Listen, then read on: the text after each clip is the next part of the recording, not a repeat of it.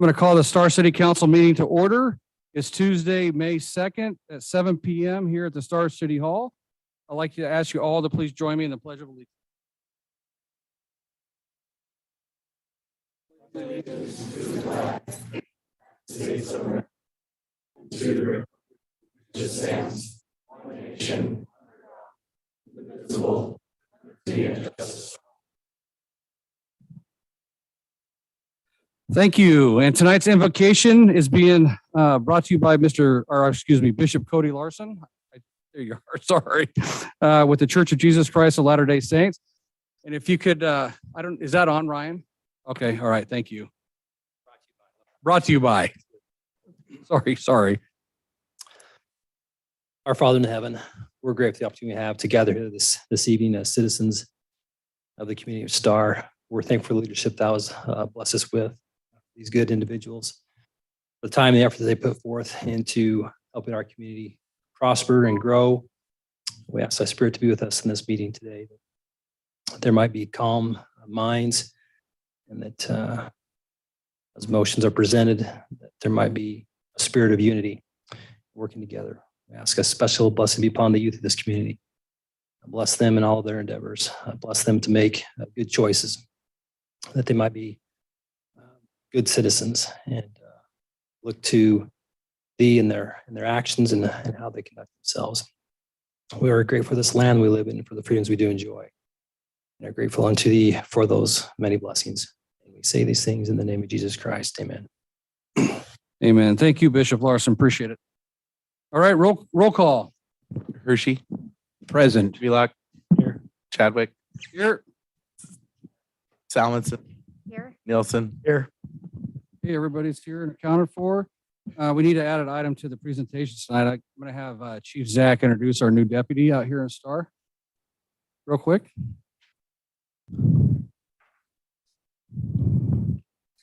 All right, thank you, Mr. Mayor, City Council. Thank you for the opportunity. I know that it's kind of last minute. We wanted to do this here, but I want to introduce Nathan Pachuto, who's the newest deputy to the Star Police Department. Hey, you want to come on up? Come on up and stand by me so I'm not alone. So I've known Deputy Pachuto for just about over a year. And I think back in August, him and I first had the conversation, him coming to Star. He was really excited about wanting to come to Star. So when Jason Woodcook ended up getting moved to be a school resource officer, we had another conversation and we selected Deputy Pachuto to come here. So he comes with a lot of experience, and I'm grateful for that. I'll read through this bio I have here in front of me and maybe talk a little about him. And if the council has any questions, you can ask him questions. Nathan Pachuto joined the Air Force in February of 2007, where he served until February of 2013. He completed 9 overseas tours, 5 in Iraq, Afghanistan, and 4 in undisclosed locations. During this time, he also obtained his associate degree in electronic warfare from the Community College of the Air Force. Upon returning home, he joined the Los Angeles Police Department in June of 2014 and served that community until June of 2021. During this time, he worked in South Central Los Angeles. I'm guessing was pretty busy. He found his niche working violent crimes in the gang enforcement team. Pachuto is a court-certified weapons and narcotics expert. In June of 2021, his family relocated to Star, Idaho, and he began working for the Ada County Sheriff's Office. He has completed the lateral training program and was selected to be a firearms instructor and grenadier. Pachuto is training and working towards being a part of the Ada County Sheriff's Office SWAT team. Since starting his career at the ACSO, he has wanted to be a part of Star Police Department. He's very excited to be on this team and serve this community. Pachuto has been happily married. When I wrote this up, he sent me the notes, and I reviewing through, I had it married, but he had happily. So I want to make sure I got that in there. I think his mother-in-law is here tonight, so I want to make sure I said that. So Pachuto has been happily married for 7 years and has a 4-year-old boy and a 5-year-old boy. He is a youth leader for the high school boys at Rock Harbor Church. So just another side note, Deputy Pachuto does have, like I said, he worked on a gang task force up there, and he put together a lot of different operation plans for him up there. Well, having known that, when we do events here, we had the extravaganza where we had almost over 3,000 people that came. We actually asked Deputy Pachuto to put together an ops plan for us. Instead of me doing it, I asked him to do it and send it to me so I can review it. And it was extremely good and well done. Matter of fact, he's doing the same one for our hometown celebration parade and the fireworks show. So I really do appreciate his experience. He thinks of things that that sometimes I forget. So he is a fantastic addition to the Star Police Department. So I'd like to welcome him to Star Police Department. I'm gonna put you on the spot. Yeah. I'd just like to say thank you, and I look forward to serving the community. You know what? I'm an Army guy. That's just Air Force. I expected more. Thank you. Appreciate it. I know he's awesome. Dude, he's been in undisclosed locations. Well, so have I. I Disclose just won't tell you. locations. Thank you for joining us. I know he's been excited, and I think you worked in the North County for us, so he's spent quite a bit of time here in Star helping us out as well. So he was familiar with Star before he really got the Star. So thank you for joining us. Appreciate it. Oh, picture? Picture time. Yep.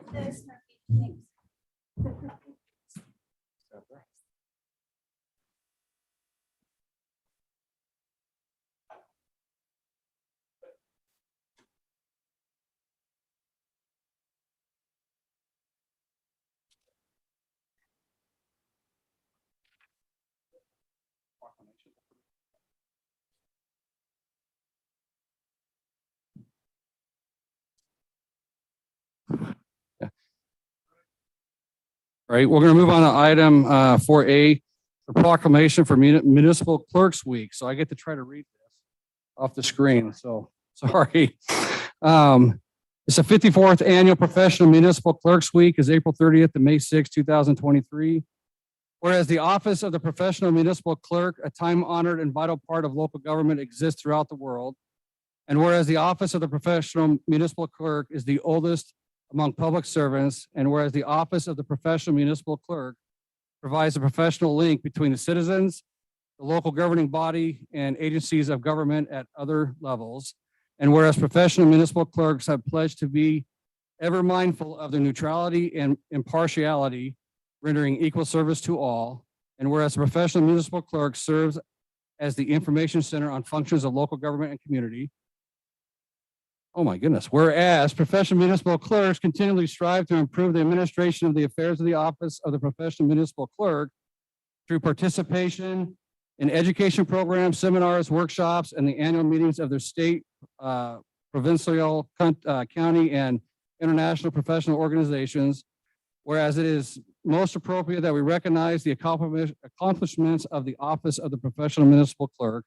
Now, therefore, I, Trevor A. Chadwick, Mayor of Star, Idaho, do recognize the week of April 30th through May 6th, 2023 as Professional Municipal Clerks Week, and further extend appreciation to our professional municipal clerks and to all professional municipal clerks for the vital services they perform and their exemplary dedication to the communities they represent. So we have Ms. Barbara here and Mr. Jacob Walls, Ms. Dana back here. You're close, and Meredith is not here tonight, but thank you for all your work here for the city. And there's a lot of municipal, I'm gonna dream that tonight, saying that so many times. That's a lot. All right, we're gonna move on to 5, the consent agenda. On the consent agenda, folks, we are going to remove item 5B, the final plat for the Moon Valley subdivision phase 7. So when you make the motion to approve that, please omit that piece. Mayor Chadwick, Councilwoman. I move that we approve the consent agenda consisting of item 5A, January 25th, 2022 Willowbrook Transportation Workshop Minutes, February 8th, 2022 Willowbrook Agency Workshop Minutes, and February 22nd, 2022 Willowbrook Utilities Workshop Minutes, and item 5C, the final plat for Cranefield Subdivision Phase 1. Okay, we have a motion. Do we have a second? Second. We have a motion and a second by Councilman Nielsen. Any further discussion? Hearing none, roll call. Hershey. Aye. Wheelock. Aye. Salmonson. Aye. Nielsen. Aye. All right, that motion carries. Now we're going to move on to item 6, the public hearings with action items. On the back page of the, for those of you that have never been to one of our public hearings before, I will open the public hearing. I'm going to ask the council If there's any ex parte contact or communication that they may have, staff will do a little presentation and the applicant will have up to 20 minutes to present their project after staff. The council can ask the applicant questions and staff questions. And then we'll do public testimony, 3 minutes per person. And then the council may ask the individual speaking follow-up questions that does not count towards their 3 minutes. The applicant will have a rebuttal time about 10 minutes. Council can then ask the applicant and staff additional questions. I will close the public hearing and the council will deliberate. A motion will be either made to approve of conditions, deny, or table the application to a date certain in the future. So we'd like public involvement, but we need to stay cordial and not speak out, cheer, jeer, or any of that kind of stuff. Then, Pachuto's not here, so Chief will have to remove you from the room. So I appreciate that. We did finally get a clock. It's up here on the wall for the timing, which is even better than us trying to tell you got 10 seconds. You'll be able to see that. So with that said, we're going to move on to item 6A. This is a continuation for the Garnet subdivision. There is not going to be any more public testimony in this. I think, Sean, the question was asked whether or not the property was legally. Explain that for me, or Chris. Go ahead.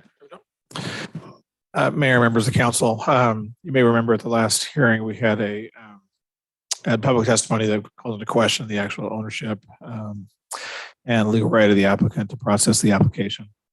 So it was tabled to determine that. Since that time, we've received documentation from the applicant in the form of purchase sale agreements, deeds, escrow agreements, amended escrow agreements, and both Sean and I have reviewed those documents, and I do not have any concerns that the applicant is the owner. There was a deed in the packet, deeding the property to the applicant, and there's a provision for payment to be made that's been amended a couple of times, but is still a legally binding document. And so I don't have, as Sean and I have discussed it, and I don't have any concerns with the city moving forward. I think the ownership has been properly established. Okay. And then Sean, do you have anything further? Yes, Mr. Mayor, thank you. Between the April 18th meeting and tonight or today, the applicant did provide a revised preliminary plat. They were addressing a concern that the neighboring property owners to the east had. So basically what they've done is they've flipped the subdivision. So instead of the 3 lots being adjacent to the eastern Riken Meadows subdivision, they flipped it to where the 3 lots are to the west and the 2 lots are now up against Riken Meadows with the same private road request. So if you do make a approval decision, include the revised preliminary plat in the motion, and we'll put it in the findings. Thank you. Okay. And just for clarification, we continue this at 7:11 for your record there. Any questions of staff?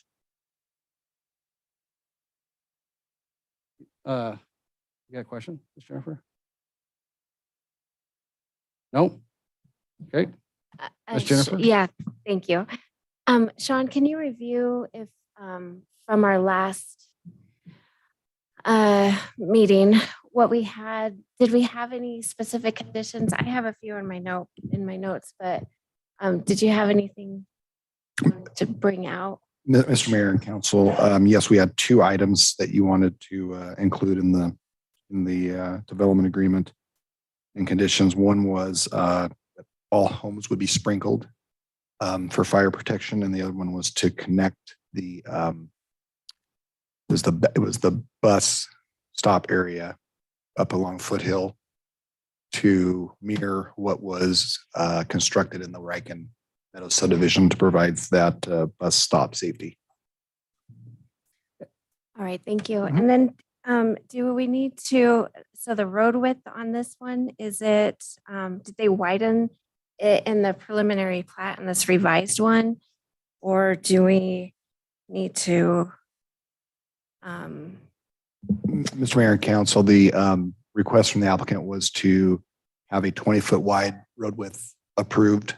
I think staff recommended it be 25 to meet fire requirements with no parking. Yep. So that would be what your condition would be, is to meet fire district requirements. Okay, anything further? Commissioner Everett? Nope, that's it. Thank you. Sean, I do have a question though, on the sewer and water, they were gonna put the dry lines in. Do we need to put that in our condition as well? Or is that gonna be a sewer and water requirement anyway? The representative from the sewer district can answer that. That will be part of our So annexation. state your agreement. name there. Oh, Ryan Morgan, representing Star Shore and Water District for this particular comment. That will be a annexation, part of our annexation agreement into the Sewer and Water District. So we don't have to worry about that for our conditions then. Okay, any further questions of staff? Okay, at 7:15, the hearing is closed and we'll move on to council deliberations. Anybody? I'll make a motion. Okay. I'll entertain that motion. Mr. Mayor, I make a motion that we approve the Garnet subdivision with the conditions as stated by Sean Nickel from our previous meeting and the revised preliminary plat that was presented to us today. We have a motion. Do we have a second? Mayor Chadwick, can we revise that just to include that street light at the entry? I don't think it's in there, so we need to add that condition. All right, and add the street light. Okay, we got a motion, a revised motion. We have a second. And I will second it. And we got a second by Councilwoman Solomon. Any further discussion? Hearing none, roll call. Hershey, Aye. Wheelock. Aye. Salmonson, Aye. Nielsen. Okay, that motion carries. Thank you. We're on the item 6B. We're going to open the public hearing to the Mink Creek subdivision. It is 7:17. I need to ask the council, is there any ex parte contact or communication regarding this project? None. No. None. Besides the fact that, do we need to state that we all know the landowner? I mean, every one of us knows him. I don't know that knowing the landowners, I guess it depends on how well or how close the relationship is, but think generally several just people- knowing somebody isn't, I just gonna put on the record that that's fine. everybody knows Mike Moyle, the owner of the property. Okay, all right. All right, we're gonna move on. So 7:17, it's open, no ex parte contact communication. We'll have Sean do his presentation and then we'll move on to the applicant. Thank you, Mr. Mayor and Council. You have before you this evening, Mink Creek subdivision preliminary plat and final plat. This public hearing is for the preliminary plat. Preliminary plat approval is requested for 9 residential lots, 1 commercial lot, and 1 industrial lot. The industrial lot is the current location of the Greylock cabinet facility. Preliminary plat application was originally approved in 2019 as part of the application for annexation zoning preliminary plat for Mink Creek subdivision. Preliminary plat expired in 2022 prior to submittal and approval of the final plat. Final plat approval is for the same 9 residential, 1 commercial, and 1 industrial lot. The application requirements have been met, including the submittal requirements, agency transmittals, legal notices, site posting have all been completed with the further requirements of the Unified Development Code. Application has been reviewed for compliance with the conference plan and the Unified Development Code. You do have 2 late exhibits in front of you. One is from a Burnett Storage email regarding access and service connection, and the second is from the Star Transportation and Pathway Committee. Discussion items tonight will include the ECAMP map, which is the Economic Corridors Access and Roadway Connection Management Plan. And staff is recommending detached sidewalks to meet the current Unified Development Code requirements for local streets. Staff is recommending approval of this preliminary plat with conditions. And I guess, if you do approve that, then staff would recommend approval of the final plat also tonight. But you'd need to do the preliminary plat first, Okay, the final plat. two separate motions. Yes. Okay. All right. With that said, Mr. Nate, you want to come up here, state your name and address, please, sir, for the record? Nate Mitchell, 1470 North, or I think it's North Rookway. It's Rookway. Star, Idaho, Star, 83669. Appreciate your guys' time tonight. Sean's presentation said we've re-presented this to you identical to, and to clarify, it was actually amended. The preliminary plat was amended to create the industrial lot for Greylock in 2020. We have allowed the time to expire on our preliminary plat, and we're here asking to reapprove exactly what we presented at that amended hearing, the same hearing you approved the conditional use permit for Greylock Cabinetry. Is that it? That's it. Okay, any questions of the applicant? Mayor Chadwick, Councilman Nielsen? hey, are they finished with gravel extraction and ponds and stuff like that out there? The gravel extraction's finished. There's still some material to move out of the pit. Okay. I So think we're I'd not say going to be creating any more mountains of material. We're just removing what's there. serving what's there. Thank you. Okay, any further questions of the applicant? Mayor Chadwick. Councilwoman? So we did receive a letter from the one to the north. Yes. Storage, and they're requesting the fire access. Can you explain? I was trying to see it on the map and I'm like, well, how do they, I don't see that connection because there's a irrigation. I'm just missing. There's So a, will no, you there's a, explain? there is a Middleton Mill Canal is between us. Crossing would have to be built for their secondary access. ACHD changed our road from a future collector to a local road. Didn't require the connection to the north, requires a connection to the west. So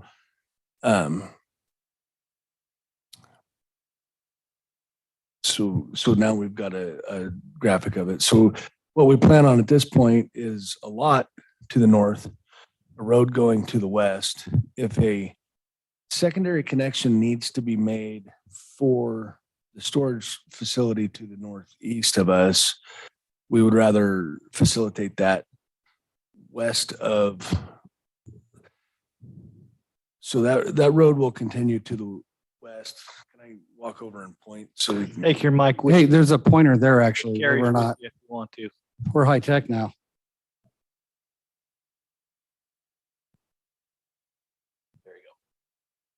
All right, so this road will continue to the west out to Plummer. We can facilitate a road to the north, either between the first and second lot or at the first lot.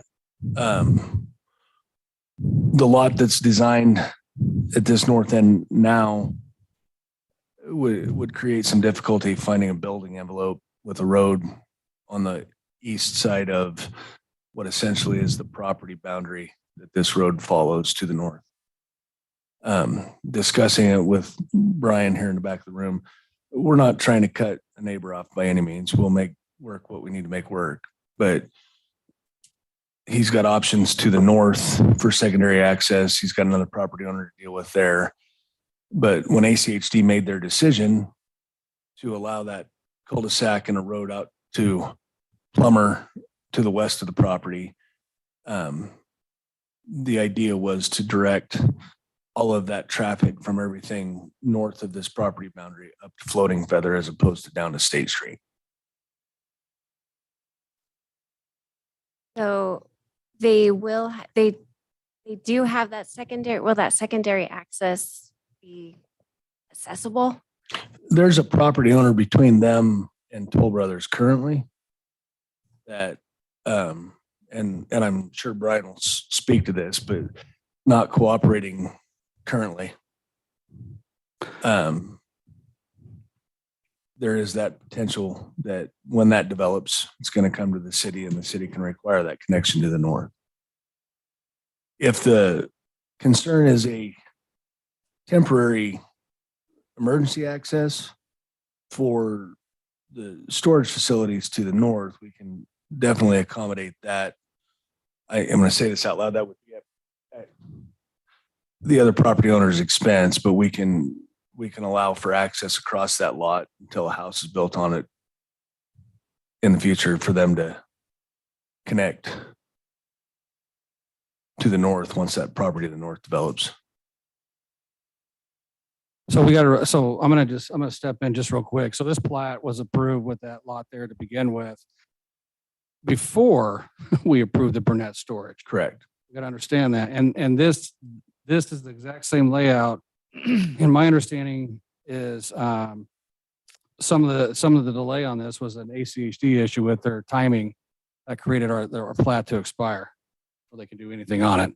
And so I say you keep it like it is. You put that right where you said on the left side of that upper lot, the road stub going to the north, which will allow us to make that connection in the future. Right now, it's not going to happen, but in the future. And then I believe, my understanding is Toll Brothers is providing the access for sewer and water out of the cul-de-sac in their development as well. Yeah. Which there's an opportunity, I think, for some time to put a temporary access there as well. So there's a lot of opportunities for access Okay. on that. So they will be able to get out if they need to. Yes. Okay. Whether it's through a field or what, they'll be able to get out. Yeah, Sean? In those fields, they're all rock, doesn't matter. You can drive on them whether they're flooded or not. Mr. Mayor, I just It's a real bond. interject here for a second because I think Victor with the fire department. So when Burnett Storage was approved, it was approved with the one access off of Highway 16. Correct. Our main concern was, and the reason we required Burnett Storage to have the 50-foot easement on their west side was when Highway 16 is widened and it becomes an expressway, we wanted to make sure that we had internal access. And so who knows when that's going to be? It could be 5, it could be 10 years. If you look at this piece of property right here is between the Moyle property and the Burnett property anyways. And so we're going to have to work with that property owner. When Rosti Farms, their final phase to the north of Burnett gets built, that collector road will be to this point right here. So it's gonna be a lot easier to get that access from the north.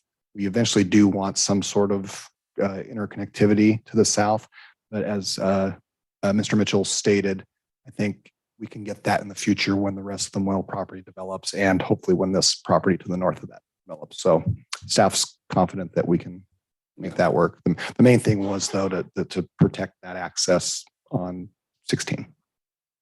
Okay. Thank you very much for the clarification. And then another question regarding the fencing around the development. And there was a note from Idaho Fish and Game that they would like to see open or wildlife friendly fencing in and around the development. So wondering what kind of fencing you had in mind, if you saw that. I saw that. I don't, what are the plans for a specific fence at this point? I guess if you guys have a wildlife friendly fence, I don't know what Department of Fish and Game, they didn't specify a specific fence they wanted. If they have a suggestion, we'd have to entertain it. I would envision just like an open, I don't know, an open style. It depends on what critters are trying to open, Yeah. right? Is There's it the not ducks, much geese to fence go that- through? Is it the deer that jump over? It all- Mink are very small and they'll get through there either way. Mink. It is Mink Creek. And there are mink. Yeah. Or Mink. I mean, I think we would entertain whatever condition council thought appropriate. If, I mean, obviously, we're going to meet your zoning ordinance requirements for whatever fence is built in the subdivision.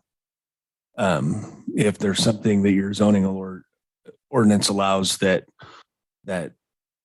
Fish and Game doesn't like, we can avoid that. Any further questions? Nope, that is it. Thank you. Okay, any further questions of the applicant? Okay, thank you, Nate. We got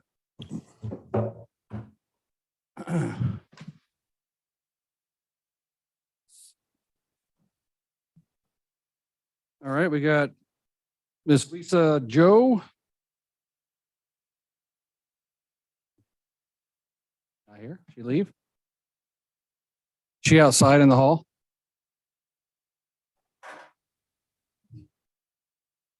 Is she out there? All right, well, we're gonna move on to the next one here. Mr. Brian Burnett. She doesn't want to testify? Okay, all right. Brian Burnett, 1125 West Two Rivers Lane, Eagle, Idaho. So you just heard about the storage units. My only concern is we have that access off 16 in our approval, call it, 6 weeks ago. We had the fire exit down towards Moyles just because I had talked to him in the city, and ACH at that point, when I had approval, had his cul-de-sac coming up into my property and extending through the north as a future collector. So in between our approval and that, and him coming back in, ACH now says, okay, we don't want that road to go up through your property now, even though I allotted 60 feet for it. And we're just going to make Moyle go off to the left. So my concern is that if that access doesn't come in, I still need a secondary fire access. I don't have a problem paying for it to go across the canal into Moyle over to his cul-de-sac. The other access where we're getting water and sewer from crosses two major canals to get the water and sewer over into Toll Brothers. Not really a path into a home subdivision in a dead end cul-de-sac for collector or traffic to go through. So I'm just a little bit concerned about how we accommodate that. And if I still need 60 foot, which took out a majority, 3 storage units per end of section of rows for a future collector that's not there anymore. Because ACH decided, and maybe the city with the city's collaboration, that wasn't going to ever happen anymore. So I just want clarification on if I need that 60-foot right away on the back of the property for a future collector that we're saying tonight isn't there anymore. Well, I don't think we're saying it's not there anymore. I think it's going to be rerouted. So I say, yes, you keep the 60 foot at the bottom corner of, this is how I envision this, right? The bottom corner, it's going to go to your west, drop down in the Moyles property, and then head out the Plummer Road versus coming down to Moyle Avenue down below. As long as we have it to where we know we can get onto Moyle or the northern or north of Moyle, the guy, enough right away to be able to get across to the new collector, and I'm fine with it. But I think we gotta make sure that there's access there, at least a fire access, which can be, I don't know, what does the fire access be? 30 feet, 30 feet dirt. So sure. Okay. That was my concern. And if we still needed that 60 foot for a future collector. All right. Any further questions? Any questions of Mr. Burnett? No, thank you, sir. Thank you. Appreciate it. All right, Nate, you want to come back up? That was all that signed up to testify. You don't have to, but. Hi. Anything else to say? Hi. No? No. Okay. Can I ask questions now? You can ask him a question now, sure. Is the Moyle open to that road being built previous to the field to the west being developed? Would he be willing to put that or let that fire access be put in the border of that field previous? I believe so.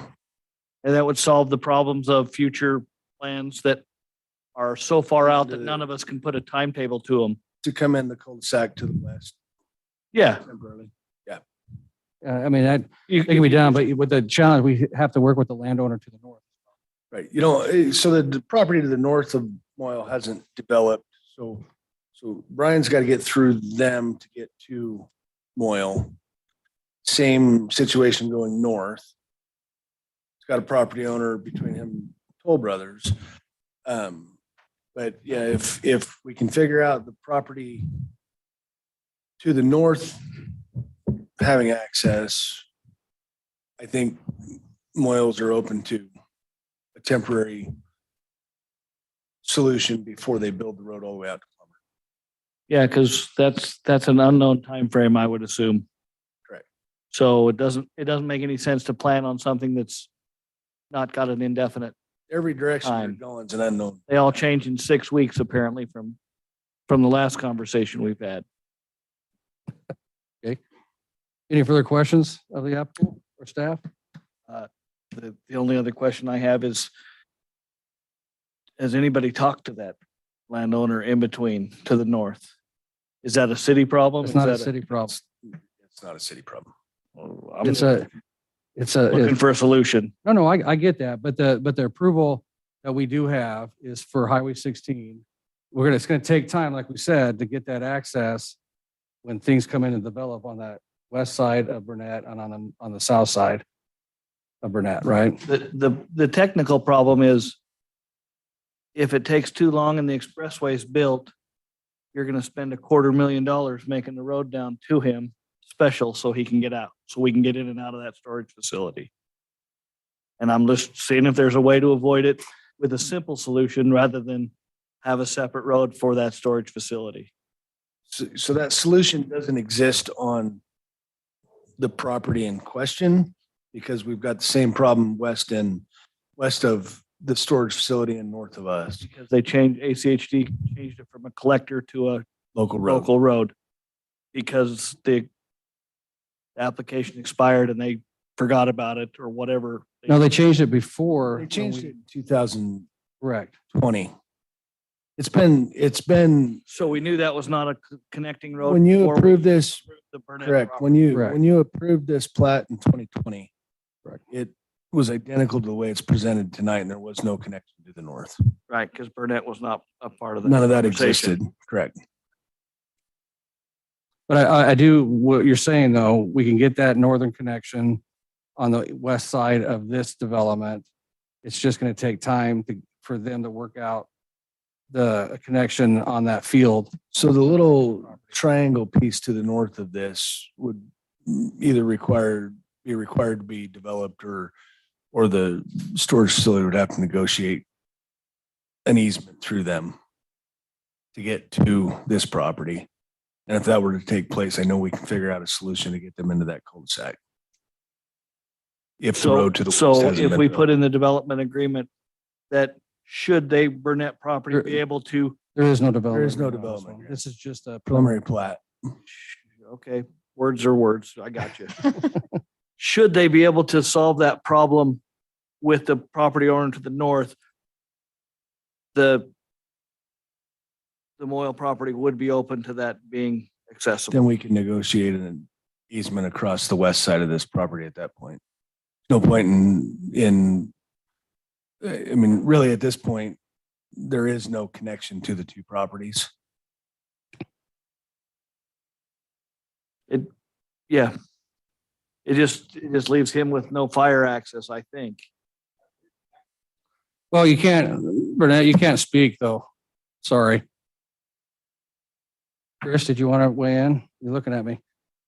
Well, I just wanted to remind, we can't put conditions on the applicant for a property that they don't own or that aren't part of the application. And so appreciate the effort to try to kind of find a solution. It sounded like, at least at the beginning of the application, there was a potential, condition that would be placed to work on the fire access. And I think the applicant has agreed that they would do that. But tying it to, for instance, even when that triangle piece develops, you won't, until it does develop, or until you have an application, you don't even know where the location of those roads are going to be. So requiring an easement or any kind of location is hard to do. It's impossible to do today. And it sounded like if Toll Brothers to the north continue to develop, then it might solve part of that problem on its own. So a lot of it's going to be, or if Highway 16 doesn't ever expand, there's a number of scenarios there that, may or may not occur. We need to make sure we're focusing our decision on the application we have in front of us and not the surrounding properties that aren't owned by the applicant or aren't here to speak for themselves. Okay. Thank you. Any further questions of the applicant? Staff, Mayor Chadwick. Councilwoman? So for staff on our pathway master plan, we do have a pathway going on the east side of the property. And then a little bit along the north. This is a future pathway and, I guess, are we being really realistic to think that we should have a pathway there? Mr. Mayor and council, I think that if the applicant is agreeable to the detached sidewalk that staff is proposing, that could act as the pathway connection north and south. And then once the property to the west comes in, we can deal with further pathway or sidewalk access at that time. Again, you've got a plat that was approved prior to the approval of that pathway plan. Yeah. And I guess when we lost that collector road status, we kind of lost that connection. But again, I think if we can get that if that sidewalk is something that the applicant's willing to do, I think we can. I'm gonna answer. I think we can meet the intent of that pathway. I'm just going to answer it differently. Yes, it's unrealistic because that path would dead end into an industrial complex that doesn't have access to anywhere else. It connects in with the east-west fund But there's no east-west one down there. right here. No, but I mean, there's no opportunity to get an east-west because that pond, that pathway on the east side of that pond would dead end right into that industrial piece for Greylock. And there is no path through Greylock to come out to the east. Right. And so if you utilize that detached sidewalk would be our pathway coming down that road now, which would bring us north and south, and we can swing that over in the future into that other cross-site development. And so that north-south road, is that Dawes? Calhoun Place, I believe. Which one is Dawes? Dawes is Sorry. going south from, so across the north side is Tompkins. Across the north side of the current Republic Storage Facility. Oh, right. Okay. If All right. you turn left there, you're going to be on Calhoun. If you turn right, you're on Dawes. Also, Dawes goes down to the medical Correct. EMS facility. Okay. And so I did see that ACHD was saying to improve Dawes Avenue. Are you willing to meet that? I have to. Okay. So I think that will help with The one condition on Dawes that is also discussed is it was built as part of the Highway 16 expansion project. Was a private road, now turned over to the public. It's a 2-foot narrow road width that I know you guys have kind of done away with. So we've got to improve the west side of it with curb gutter and sidewalk, but we don't have the right of way reserved to make it wider. So we'll have to sign one side of it with no parking signs. Okay. Any further questions of the applicant or staff? Got it? Okay. Thank you, Nate. Thanks. Okay, it is 7:43. I'm going to close the public. Okay, staff? I wanted to see if the fire chief or the fire marshal could come up here and address that one question about the secondary emergency access. He's looking in his file just so we can clear that up. It sounds like there's some confusion about that access. I would Especially if you guys are considering any type of condition on this plat, we want to make sure we're Okay. Any further questions of staff? I thought we resolved all that. And I don't know why we're going back. That's what I'm trying to understand. I mean, if there's a fire condition, they're going to have to provide that with Burnett, not with this one, in my opinion.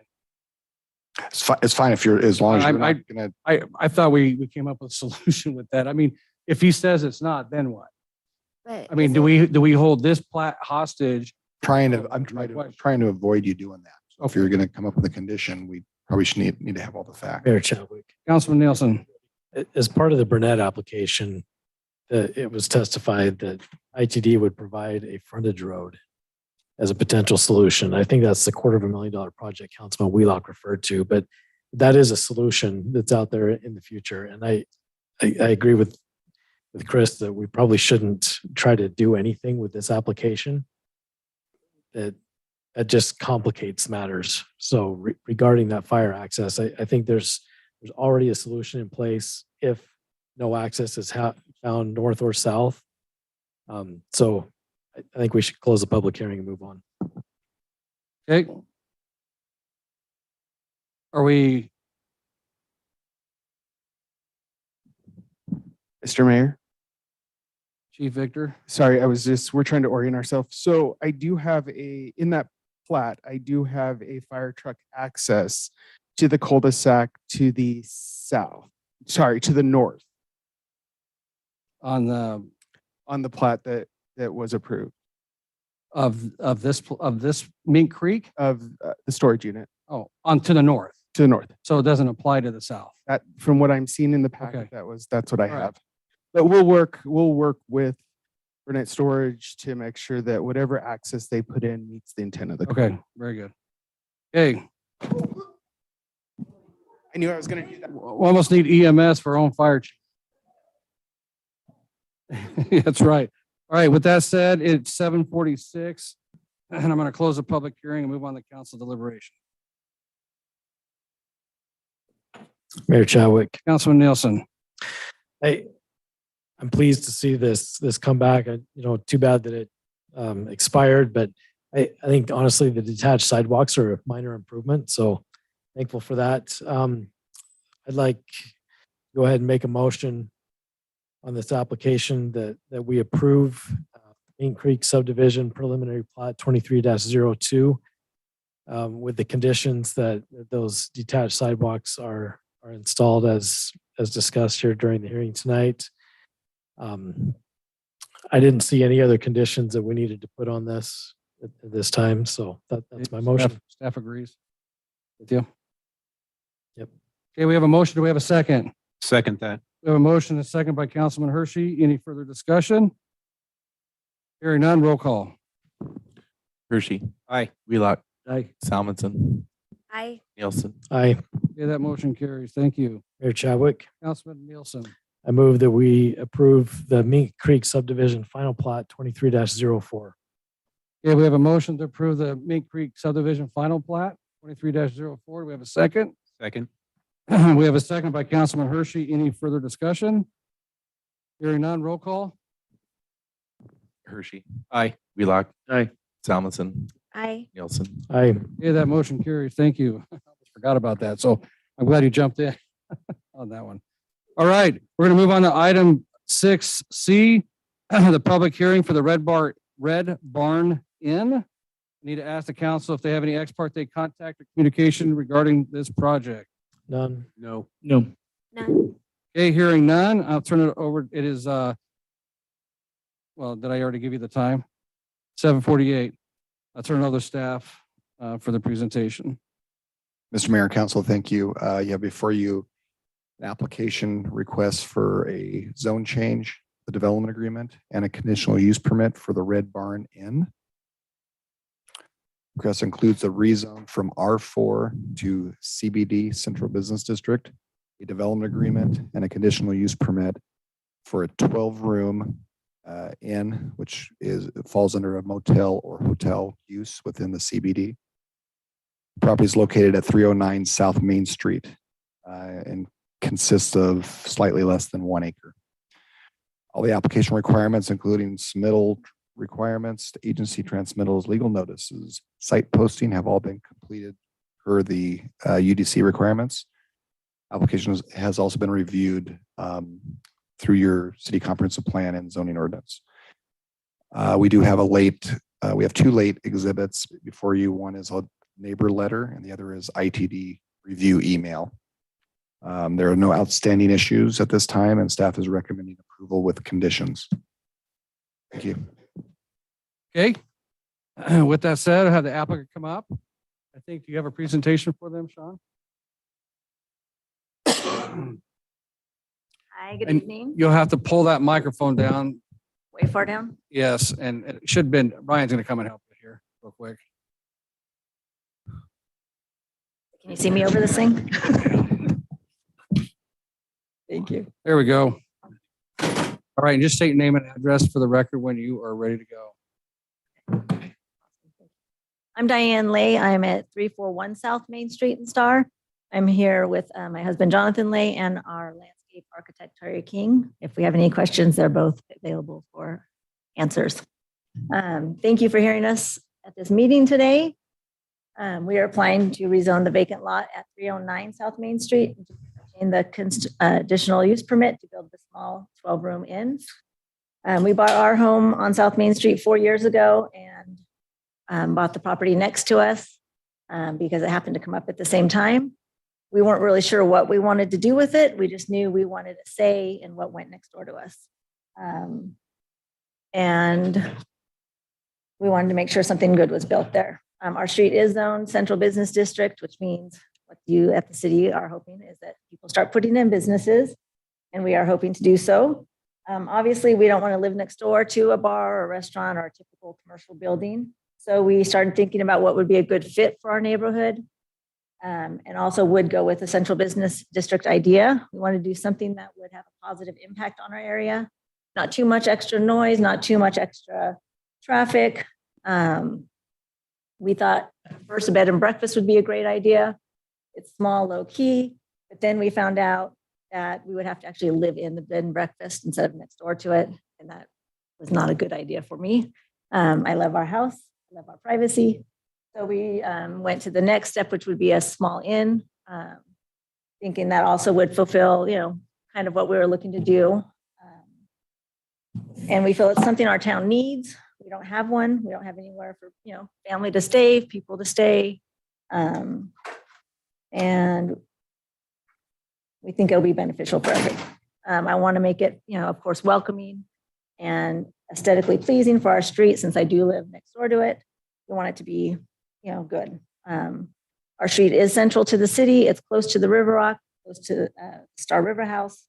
And we feel it would be a great place for a quiet inn and a good start for the Central Business District to start establishing itself there.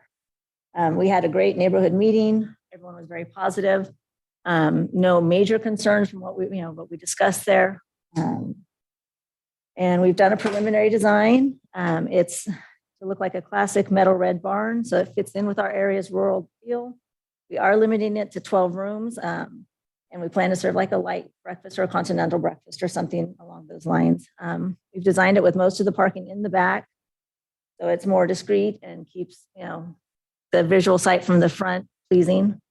A little background on us. We're excited to be a part of Star. We're excited to hopefully be a part of Star's business community. We have never owned an inn before, but we have owned businesses. I bought a business when I was 26. I bought my aunt's diner. I ran it for 20 years. I'd never worked in a restaurant, so we're not afraid of challenges at tackling something that we haven't done before. We opened several more over those 20 years until we retired to move here to spend some more time with our kids before they graduated from high school. Now they're graduated. They're both in college. We have time on our hands. Our kids are both in college. We need to get some more money going. So now it's time to start seeing what we can do with this property next door to us. And that's one of the major motivations. Besides, I can only shop so much. Bringing the money in is a good thing.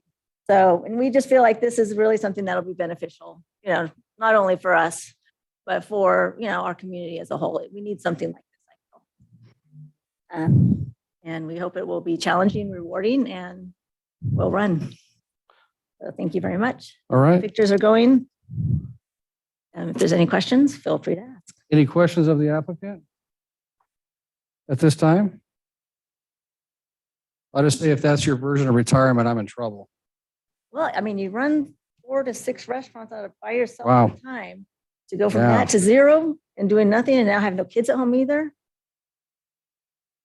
Because I'm paying for 2 kids to go to college. Councilwoman, do you have a question? No, I'm good. Okay. Any other questions for applicant? Okay, thank you. All right. And we'll go to the public testimony part. I just want to make sure we have Susan and Warren Williams. You said no. Did you want to speak? Okay. I don't think Lisa Joe's not, is she? She's still not, she signed up on this one too. Okay. And then Mr. Gary Avise.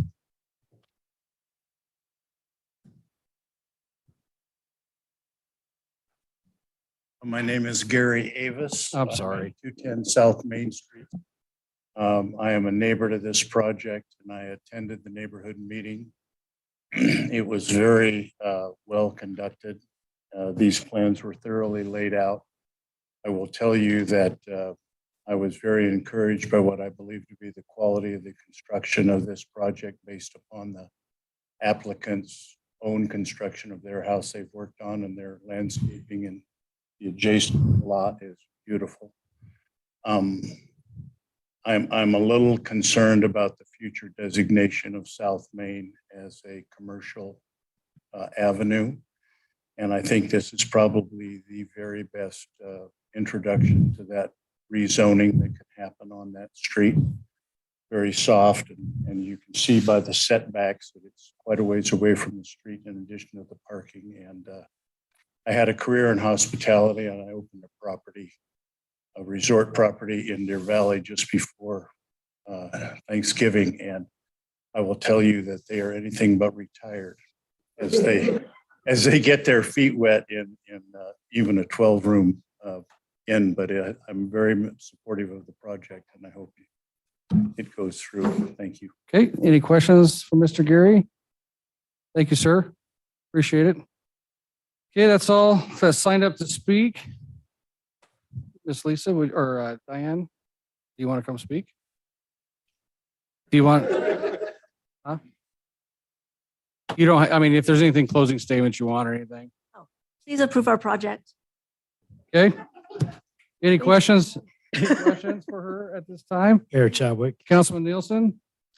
So maybe not, I don't know if it's a question for you or maybe a combination of you and staff, but can you tell us a little bit about the request for a 20-foot roadway along the side versus the 25-foot that's in our code? And specifically for staff, your recommendation says that it meets the intent of the code. I'd like to understand what intent it is that we're targeting. Yeah. Can I call in a tag team? Hey, just state your name and address there, please. John Lay. I'm the other half of this mom and pop equation. The reason why we 341 South Main. Thank you. I think is because we wanted to leave some open space. If we made the road any wider, basically the hotels or the rooms on the south side, they were designed to have a little bit of open space as they come out of their rooms. So we didn't want to encroach that. And we kind of discussed with Sean and they suggested that the 20-foot would be satisfactory. So, oops. Sean, do you want to add to that? Got it. You want So- to add to that? Mr. Mayor, Council, a good question. So keep in mind, this is not a road. This is a drive aisle Right. by definition.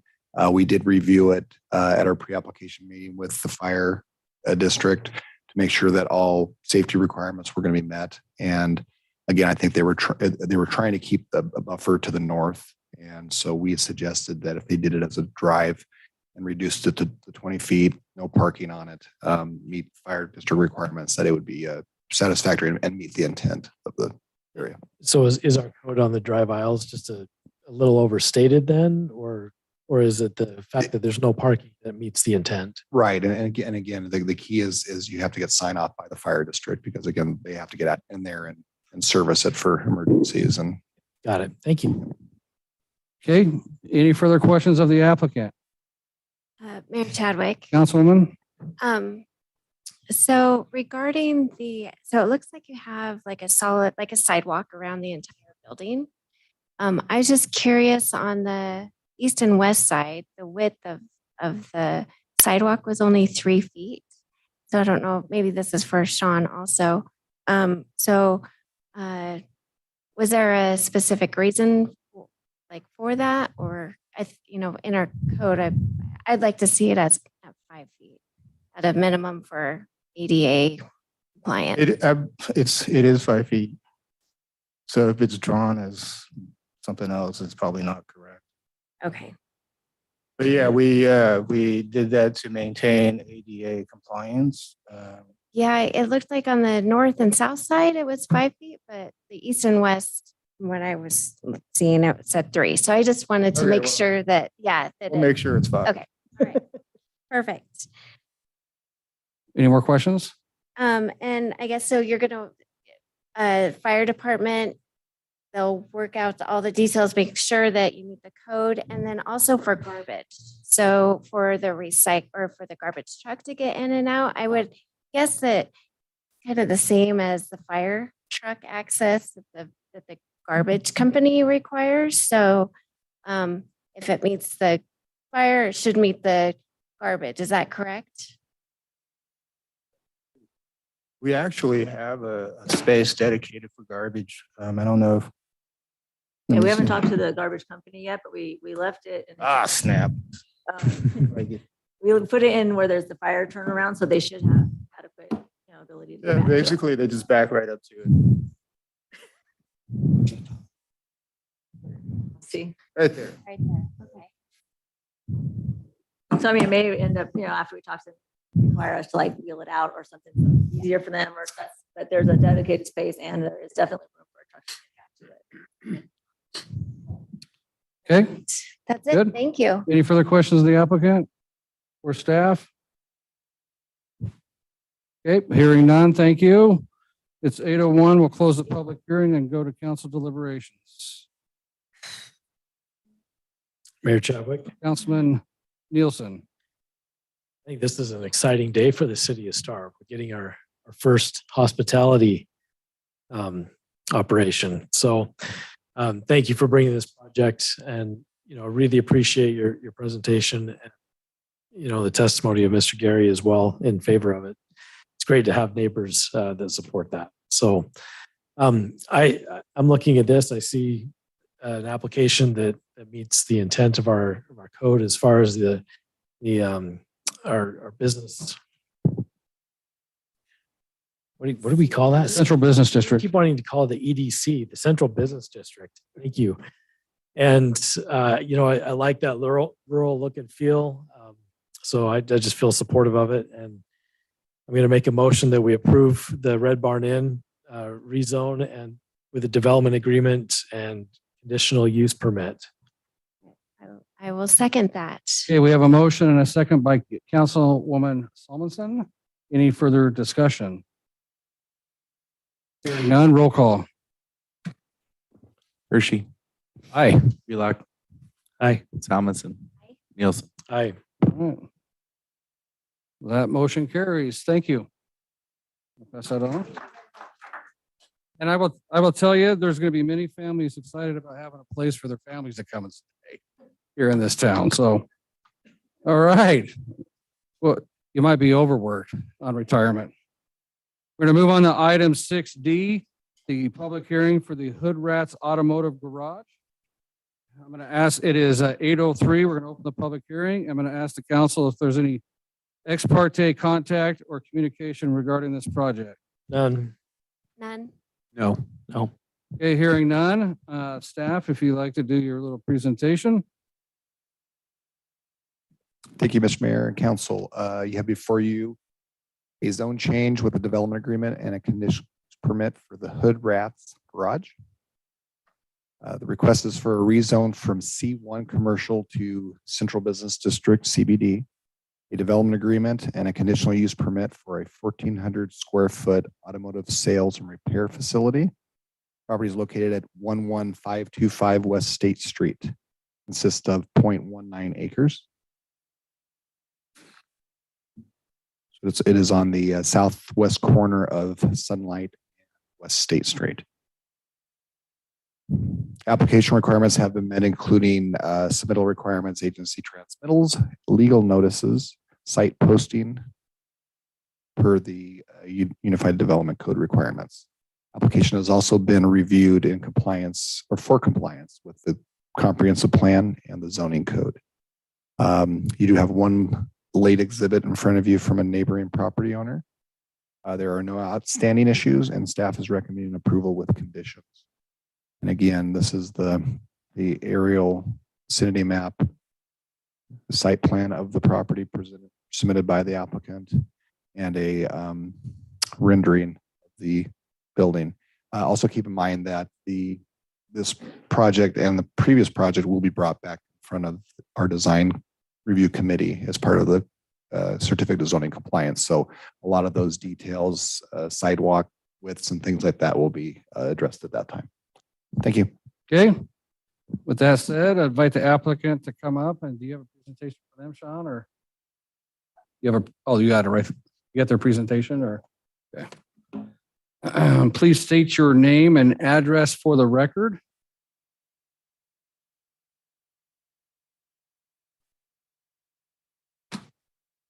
Mr. Mayor, council member, and staff, thank you for giving me this opportunity to present our project. My name is Newell Price.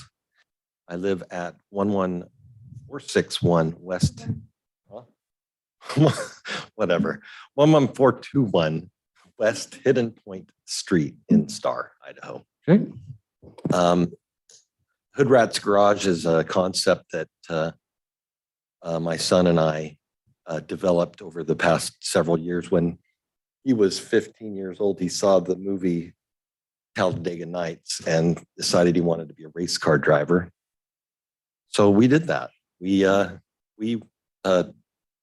joined a mini stock car racing group, and at age 15, he was out there racing with the big boys on dirt track. It's fun. 8 cars later, and thousands of dollars, he decided that his dream was to get involved in automobiles. So he got his degree. This is my son Nicholas right here, by the way. My wife Elizabeth, and he got his degree in advanced vehicle systems at BYU Idaho, which is a bachelor's degree, and became an ASC certified master tech. He has a lot of experience, and it's always been his dream to have his own shop. It's always been my dream to work with my son. So this opportunity to do this is going to be fun. The concept is, let me see if I can remember. Okay. Hood Rat's Garage. We're in the business. Actually, we're not conducting business right now because we thought we'd be a lot further along in this process, but for obvious reasons, COVID and other things, there were some delays. But we are in the business of restoration, modification, and sales of classic vehicles. Most recently, we completed a Carmen Ghia restoration, which is a Volkswagen kind of shaped like an old Porsche. And we put a Subaru motor into it and souped it up, and the customer absolutely loves it.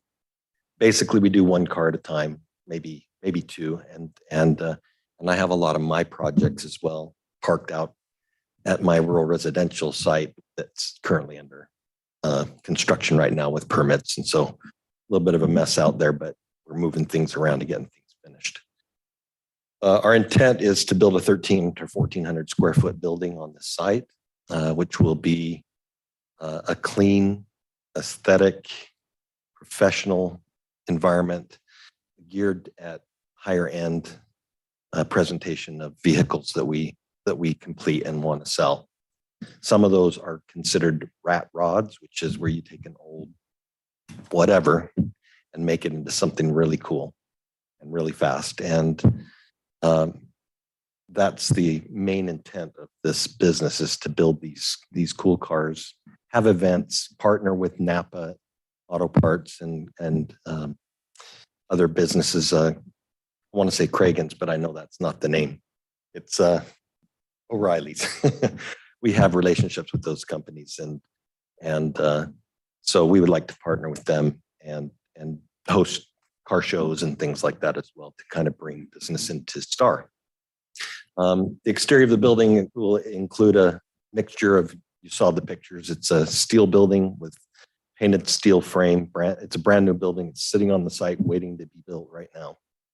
And then the base will be a barnwood look that is similar to other facilities and groups that have done businesses here in Star. So the aesthetic will be very conducive to what Star is going for, and we're excited to get the building done and looking. We'll have a nice parking lot. I think the requirement is something like 4 parking spaces. We intend to have 7. And there'll be rainwater containment and catchment on site so that we can meet those code requirements. We'll be responsible for a new city sidewalk along State Street, which includes I think we have to do a city light. So we'll also include that. And the construction is expected to last between 10 and 8 months, or 10 and 12 months after we get the permit. We have our financing in place, I just deposited today. So we're ready to go as soon as we can get approval. And we're excited. Wait, I think I went the wrong way. There we go. The location, again, is on State Street. It's right next door to Napa and across from Bordertown Cafe. I think that was formerly known as Bobby Jean's Cafe. We saw earlier the rendering. This is the elevations of that same rendering. Just I think what we're currently planning is having this area facing State Street. This is the main service areas. There'll be two bays in there, service bays with lifts, and a tiny little showroom for a little project, our highlighted projects. The 2 or 3 additional parking spaces in the front will be for us to park cars that are for sale, and that inventory will rotate. This is the view of, this would be the back view. This view faces sunlight, but we will probably flip that elevation so that this window is facing the sunlight and the non-window side will be facing the adjacent property.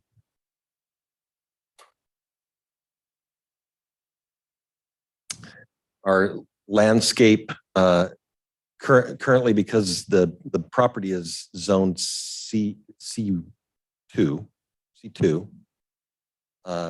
and so that gives us 20-foot setbacks. The CBD has a 0 lot line. We still would maintain some clearance between the buildings plus all the fire requirements. So we haven't determined the final placement of the building, but essentially it would be in this gray area. Whoops. It would be in this gray area and probably will now extend over into this area. In this area, we propose to place our bioswale to collect and harbor the water, and then we have our parking over here. These areas are lawn, and the dark areas will be seasonal plantings. So we'll have flowers and stuff in there, make it pretty. And then we've got 3 trees that we're going to put in. They'll be smaller. There are existing trees in this adjacent lot along this side that give a lot of coverage. And there's a few trees back in this location. We are trying to acquire this little piece of property, which has a pump house. But that is nothing is certain on that. We're trying. We hope to have an answer within the next month. And that is our presentation. If there are any questions. Any questions of the applicant? Mayor Chadwick. Councilwoman? So regarding the sales component of your business, can you just talk more about that? Like, are you planning to have like cars sitting there for a longer period of time, and how many? No, the cars that we're most of the cars that we will be building will be high demand vehicles, and we don't necessarily need to park them on the site. We'll only highlight specific vehicles that we want people to see as we go on, and it's going to be limited. There'll be one featured vehicle on the inside and 1 or 2 cars outside that cycle through. And we have these cars that we have this, I guess you'd call it a series of cars. We have 6 Datsun Roadsters, which is a precursor to a 260Z. Those cars are sitting in my barn waiting to be worked on right now. They're in the queue. We have a 260Z 1974 that is just finished, and we're just wrapping up, putting the body parts back on, and it's been painted and it's ready to go. And we have Jeeps and trucks and just really cool old stuff that is very fun and interesting to look at. So we want to highlight those cars and those projects and keep the variety going. We also do post things on YouTube. My son has a little channel that he's building right now, and so there's a lot of information. If you're interested, it's Hood Rat's Garage 77. So please go there, check it out, and click and subscribe and like. So I want to follow up just real quick on what you were asking. So the intent then is not to have any vehicles that are supposed to be worked on outside out front along 44. These are going to be finished products, correct? Yeah, well, it's customer parking, our staff parking, and then 1 or 2 highlighted cars. Okay. Yeah. Okay. All right. Yes. Thank you. Further question? No, that was all I had. Thank you. Okay, Councilman Wheelock? I'm just curious, are you going to be doing painting and all that on site, or No. is that? No, all our painting will be done off site, either by a subcontractor. It's most likely going to be a subcontractor. I just don't have the skills to make it as good as I want it to be. So Offsite. that's offsite. And we're looking for a partner on that as well. We've got a couple of guys that we're kind of chatting with, but any of that stuff will happen offsite. Seemed like it's a lot of options for if you're painting on that same square footage. Yeah, no, there's not enough room in that space. I mean, we've got 2 bays. We'll have nice, really clean service area. And it's going to be pretty on the inside. There's going to be cool features, kind of like a man or woman cave, depending on your flavor. And so there's just not enough space to do a lot there other than some minor repairs. Thank you. Okay, any further questions of the applicant? Okay, hearing none, thank you. No? Okay, thank you, sir. Thank you. And we'll move on to the public testimony portion. Jacob, you're going to reset that clock? Sorry, guys, we got a new clock up here, so we're trying it out. So hopefully, Ryan will reset it. So the first one I have on here, well, Nicholas, did you want to speak? You said no. You said yes, you crossed it out. You said no. You don't have to. Okay. So Nicholas has got 3 minutes there, Ryan. Just state your name and address, please, sir, for the record. Nicholas Price. My address is 306 South Delphinium Avenue. Pull that microphone up a little bit. There we go. Oh, whoa. My name is Nicholas Price. My address is 306 South Delphinium Avenue in Star, Idaho, 83669.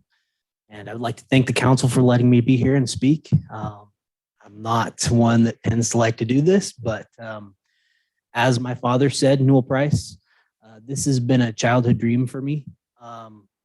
And I just want to stress to the council that this is not going to be a typical repair shop. This is not going to be a place with a bunch of ratty old cars sitting outside, rusting. We do have some of that going on at my father's property right now, and I think that is in that article that you received.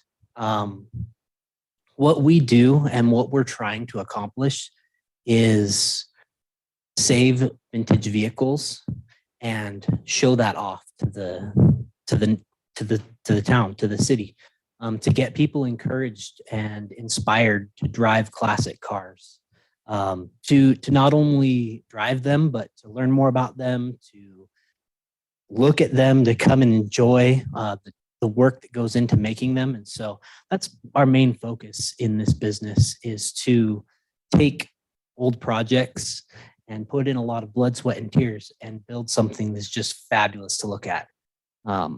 If you were at the 4th of July parade, we were in that. We had an old white fire truck, and in front of it, we had our restored Carmen Ghia. Beautiful car. I mean, people look at it and it just brings a tear to their eye almost. And it almost brought a tear to my eye letting it go. And it now lives in Utah, and I miss it every day. So I want people to have that same passion about these projects that we do. And that's what we're going for. And we're going to keep a really clean place. If you see our shop right now it's a rural residential lot. If you saw our place and came into my shop right now, be like, wow, this is pretty nice. I mean, on the outside, it doesn't look great. We're in the process of construction, and we have lots of projects going on. And honestly, the exterior of the building is not that important to us right now. What is completing our customers' projects, finishing up a Shelby Cobra that we're working on right now. And so that's where we're at. But I hope you can find it in your heart to approve this project. It really will bring a lot of value to the city. And I know that it will bring a lot of joy to many people. Okay. Any questions, Mr. Nicholas? I have a question. Councilman Wheelock? Would this kind of a vehicle that you're looking to restore be available for the parade to have for our future the town who no the one Oh, Masumi? there you go, the parade, the grand marshal for the Grand Marshal. parade, that kind of stuff. Definitely. Yes. We would love to partner with the city and do something like that. Somebody help me. Sorry. Yes, we would love to do that. We also sponsored this last 4th of July, we sponsored there was a Japanese drumming group that my wife is a part of, and several of my other family members. And we sponsored that float. We helped them build that float, supplied our own trailer that we use for our business to them. And so, yeah, we would love to be involved in the community as much as we can. We would love to have, I always envisioned having I'm involved with a youth program, used to be heavily involved in the scouting program. And I would love to have opportunities for youth to come and learn basic car principles and so I fully would love to do that. So Can't tell he's passionate at all, can you? Awesome. Any further questions? Okay, thank you. Appreciate you. Thank you. Okay, I have Charles. Charles here. I think it's Charles. Charlie? Where? Did you want to speak or anything? Nope. Okay. Yep. Perfect. Thank you. We'll move on to we got Terry Stickney. Okay. My name is Terry Stickney, and I'm from 940 North Argyle Drive in Boise, Idaho, 83702. And my concern of having a garage right there, I have the property adjacent just to the south of it, 43 South Sunlight Avenue. Okay. And it's a rental unit. And I'm concerned about the noise that will be going on. I've spent the last about 7-8 months remodeling that unit, and I've noticed the noise that comes from Napa Auto Parts of the hot rods that pull in and then burn rubber as they go out of Napa Auto Parts. And a lot of them come in and they don't have exhaust systems on. They're running, it sounds like straight headers out of the cars and trucks, almost like it's Firebird Raceway. And it's loud. So I'm concerned that if I try to rent it, people start hearing that, it's gonna hurt my property there. I do know that at least a lot of the folks I've known that have garages, they leave the doors open as they're working. And having, pneumatic tools going on and power tools, it'll get loud. And just hot rods pulling in and out will be loud also. So that's my major concern about it.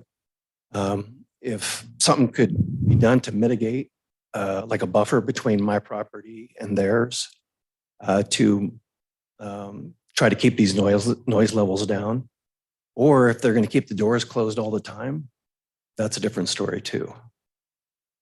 So I would be more willing to, agree with it. Okay. Any questions for Mr. Terry? Mayor Chadwick. Councilman Nielsen?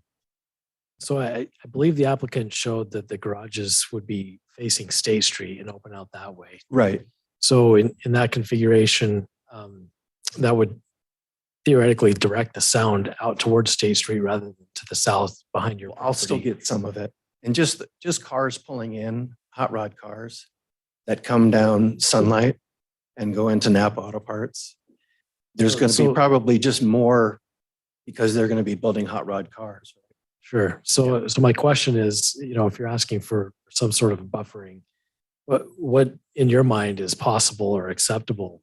I have a fence right now that I built between the properties. And if that takes care of it, I mean, if they raise the doors and I don't hear tons of sound or my tenants don't complain about it, I'm fine with that. I've just been around garages that you can be behind the garage. And if the doors are open, you're going to hear it. Even in my own garage. I think it's pretty hard to say that your tenants aren't going to hear sound from someplace being on a state highway and bordering a commercial area. It's noisy, but it's going to be noisier. Yeah. Okay. Thank you. Okay. Can I, Mr. Terry, just real quick, will you spell your street name again for me? ARGYLL. ARGYLL. Kind of an old weird way of spelling it. Yep. Thank you. Any further questions of Mr. Terry? Okay. Thank you, sir. Appreciate Thanks it. a lot. All right. And then Mr. Gary.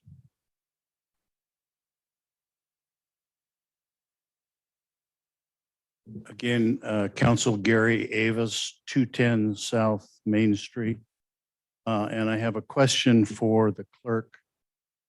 Is the email address of the council members their first initial, their last name, .star@star.org? Okay.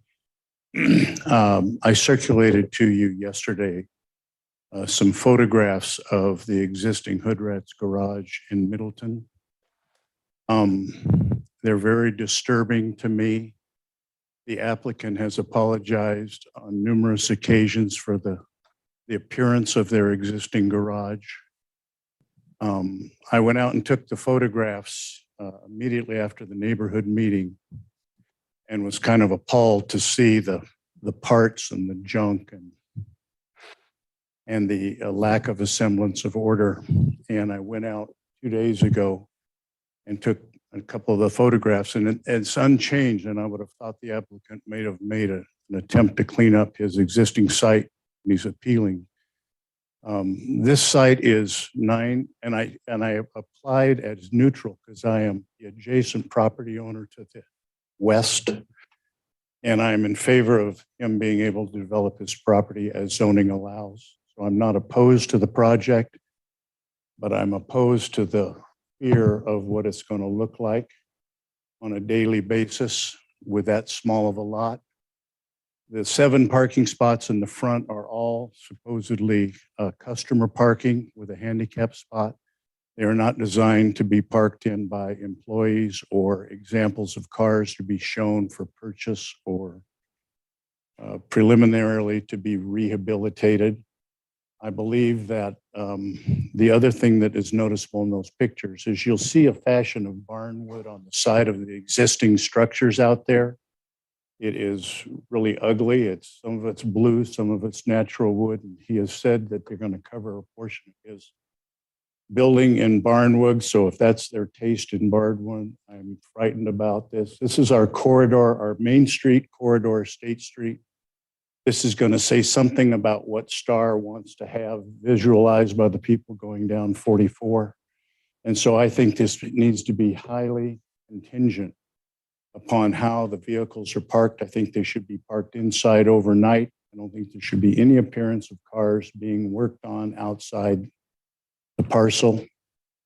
Then there will be some noise as a Hood Rats garage. I mean, I'm sure there'll be some RPMs involved, but my main concern is the appearance of that lot on a continuing basis. Thank you very much.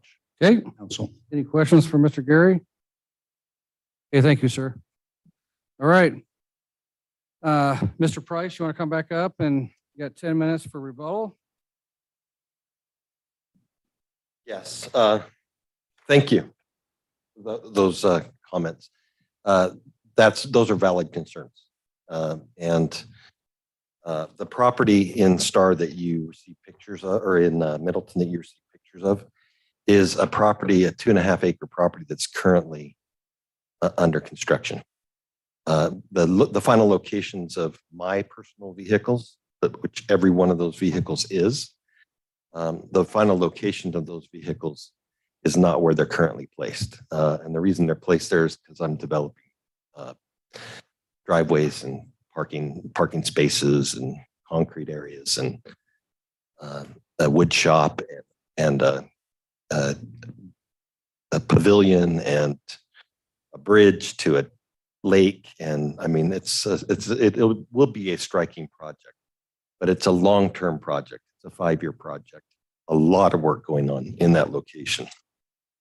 But as we move towards this project, we will comply with the city ordinances and requirements, keep the place neat and tidy. And I understand. Yes. As far as the barnwood goes, it's going to look the same as 6 or 7 buildings that I see going down Star. That's the intent. It's not going to be that barn that you see pictures of was a horse barn. It had 2.5 feet of horse manure in it. It was leaning like this and falling down, and I salvaged that building, jacked it up, put concrete under it, took the salvaged roof from the roof and put that on as siding. I've put redwood, and it's not finished. The trim's not on, the doors aren't painted, the siding's not painted, the wood's not stained, because I have a lot going on. And again, this is a long-term project. Also, that property doesn't look any different than every other rural residential site in that area. As a matter of fact, mine looks a little better.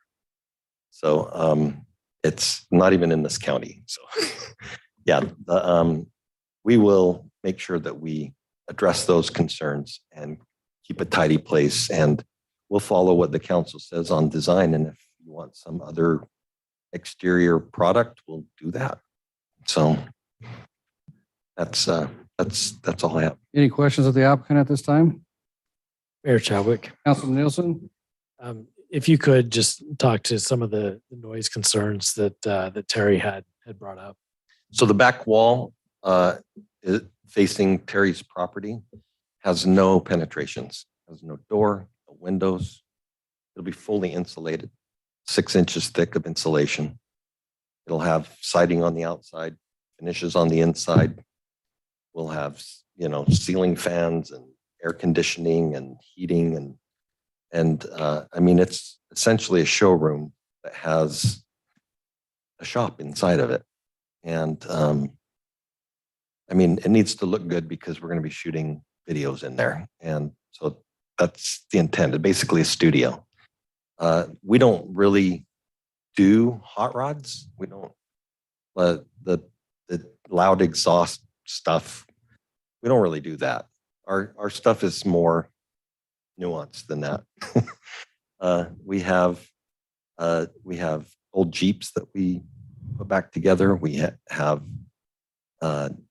trucks that will take an old 56 truck and we'll put it on a mid 90s Crown Vic. So quiet car, but different, just weird, interesting little projects. So not really open headers, and that's not our style. That's not really our interest. We're more interested in a kind of like unique projects that aren't that. And again, I mean, I don't know that the sound, I don't know that we're going to generate kind of sound that State Street generates at all. And we don't really use pneumatic tools. We use, all of our tools are battery operated electric. So they do we do generate some noise. And if it becomes an issue, we can close the doors. The neighbors say, hey, it's too much noise. Can you close the door? We'll close the doors. So we don't typically want to work with the doors open when it's 110 degrees outside, because, you know, that defeats the air conditioning. So, yeah. Question regarding working in a closed area. Sometimes you need to have a motor running. I assume you would have something that would capture the exhaust to send it outside. Yeah, we do open the door during that point. Go ahead. Yeah. No, we can't. He's yeah. Oh, sorry.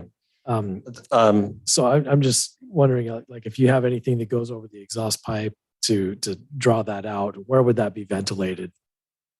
Well, I mean, if it's an issue, if it's required, then we can put in a smoke extraction. Usually, what we'll do is open the doors for while those units are. Your son's shaking his head. Do you want to converse with him for a minute? He's the one with the degree. Sorry. Okay, he's the auto guy. Sorry. There is a system that goes into the door, has a fan with an extractor that goes through the door when the door's shut. So goes that draws over out goes toward over the the front. exhaust and then Out the front. Small hog or something like So that. so you're drawing that exhaust out toward the front of the building. And Yeah. I guess my only question is, would any of your neighbors be concerned that it might be faced toward them or No, it'll be ejecting towards State Street? Okay. Yeah. Okay. Any further questions there, Councilman? No, sir. So let me ask a question here on that back property line. Would you be open to planting arborvitaes back there that help with sound? Those tend to grow and they actually help knock down some of the sound. Is that just like plants? It's a evergreen style tree that grows up. Is it like a cedar? One of the or No, it's not Evergreen, kind of a wall. kind of a straight up and down. As long as they're good looking. I don't want to They're good looking. and I don't want something that's going to draw They rats. well, they don't draw rats, just spiders, but they're good looking. I like spiders. No, It's a good natural sound wall. Sure.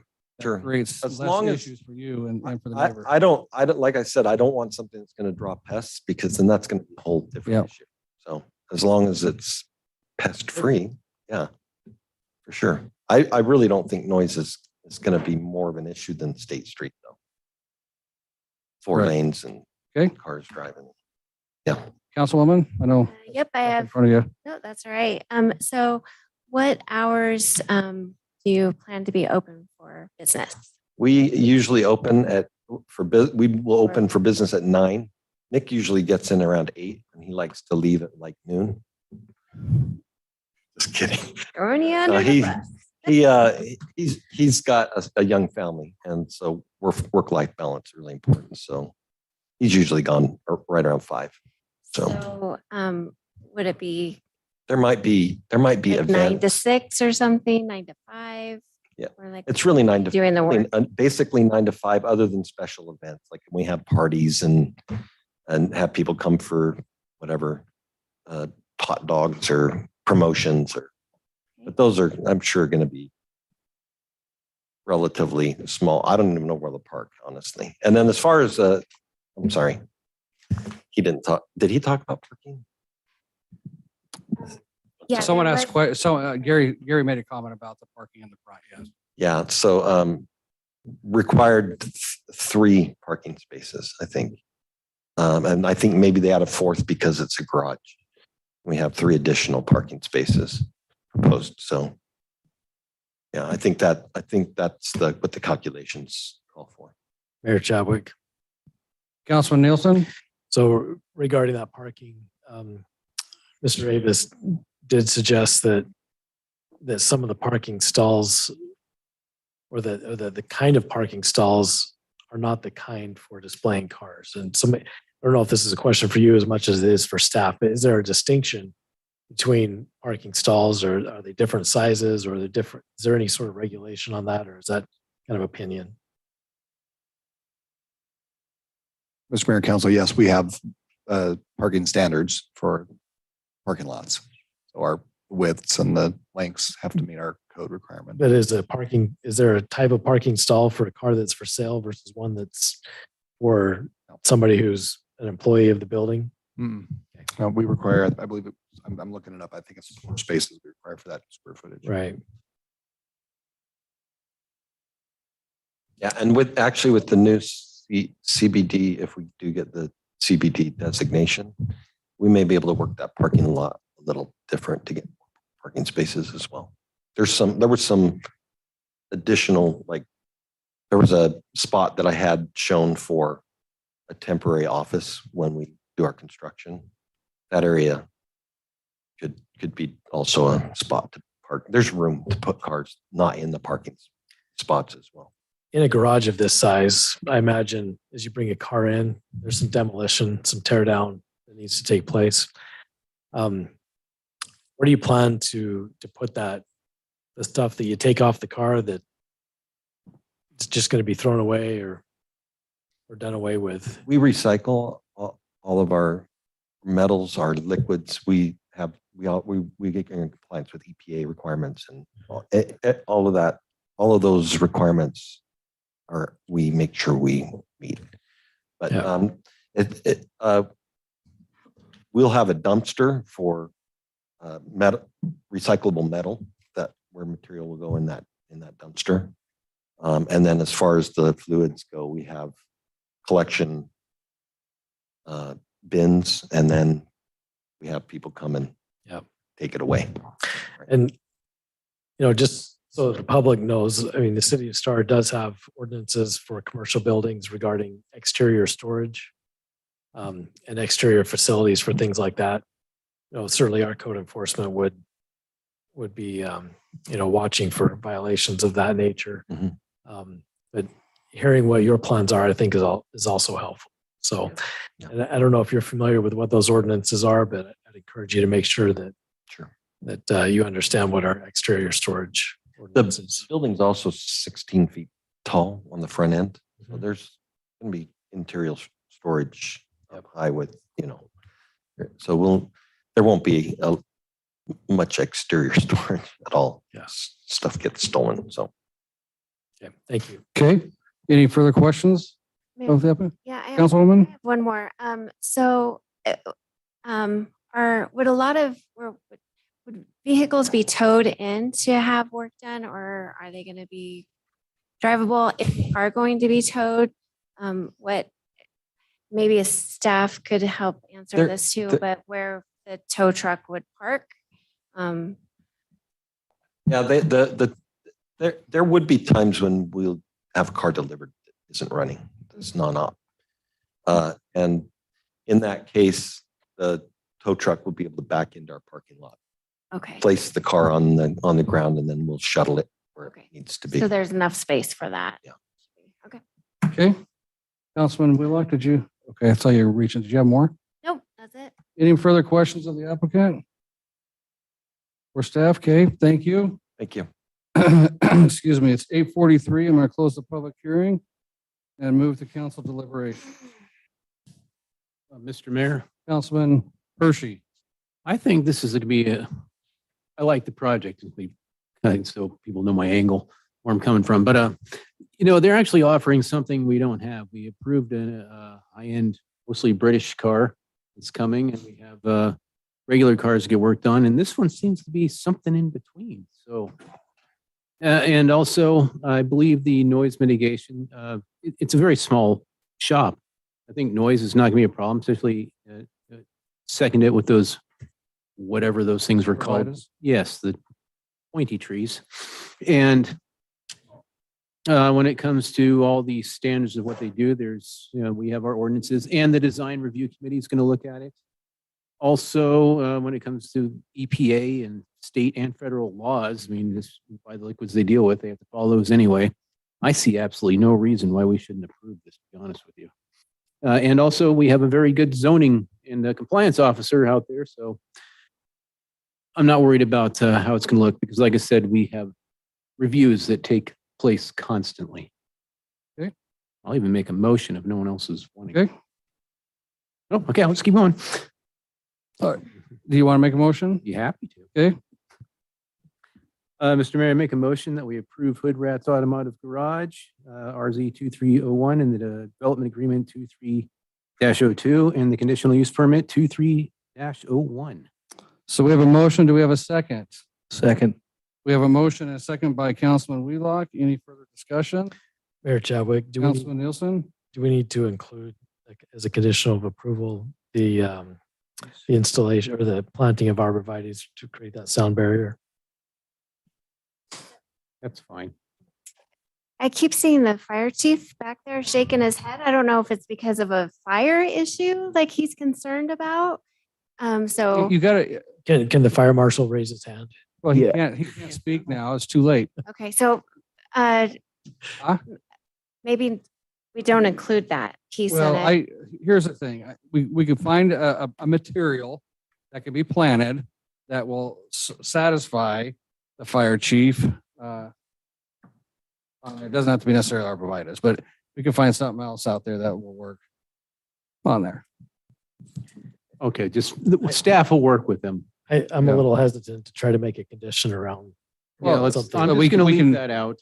We can have staff during the design review and all that stuff, take a look at that and see what's out there. Yeah. And I'll just offer that. That's one of the things that really satisfies my curiosity is I know that this still needs to go through a design review. So concerns like with the barnwood, for example, that's not going to pass our design review and be approved. We're going to have nice finishes on our buildings and ensure that that takes place. So, trusting the process, we probably know a little bit more about it than most because we deal with it all the time. So I just say that to let people know that your concerns aren't going unheard. Just we know that there are things in place that we're going to have nice looking buildings going down our highway and with our code enforcement, we'll keep them that way too. So, Okay. So we got a motion and a second.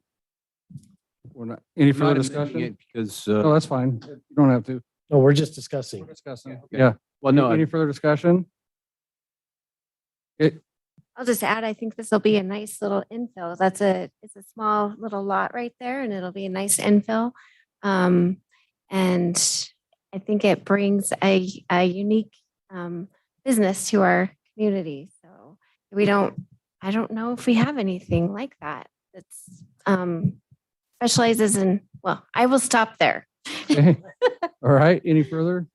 There are none. Roll call. Hershey. Aye. Wheelock. Aye. Salmonson. Aye. Nielsen. Okay, that motion carries. Thank you. Just ask the council, do you need a facilities break before we move on? Huh? Okay.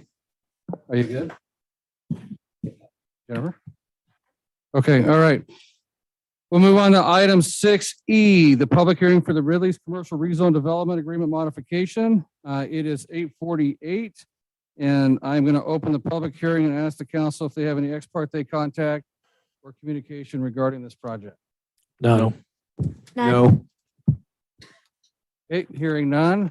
Staff, want to present? Yes, sir. Mr. Mayor and Council.